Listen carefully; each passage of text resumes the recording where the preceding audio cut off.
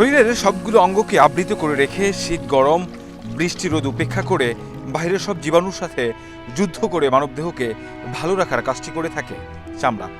ফলে একজন মানুষের শারীরিক মানসিক স্বস্তির জন্য ত্বকের সুস্থ থাকা সবচেয়ে জরুরি।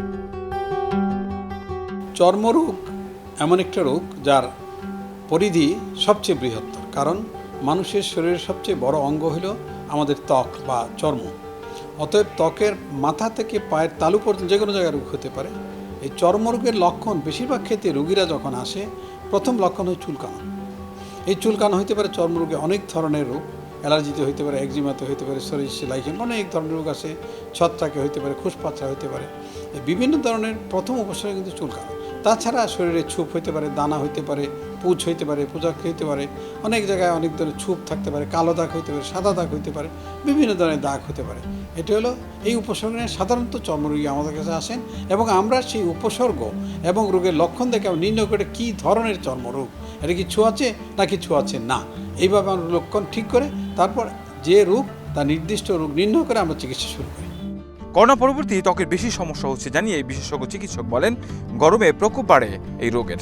দাউদ বা ছত্রাক যেটা, সেটা এমন একটা আকার ধারণ করছে যে ওষুধে কমতেছে না। তার কারণ হলো দুইটা। একটা হলো ট্রিটমেন্ট ফেলিওর, অর্থাৎ ওষুধ একদিন দুদিন খাওয়ার পর রুগী খায় না, ঠিকমতো লাগায় না।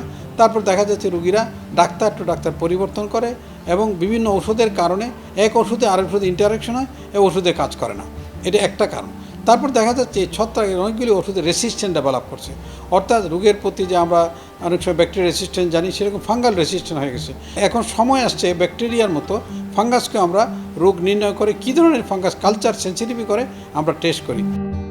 বিশেষ করে বাংলাদেশের আবহাওয়া এবং বিভিন্ন দূষণের ফলে ত্বকের সমস্যাগুলো হয়ে থাকে বলে জানান অধ্যাপক ডাক্তার এম.ইউ. কবির চৌধুরী।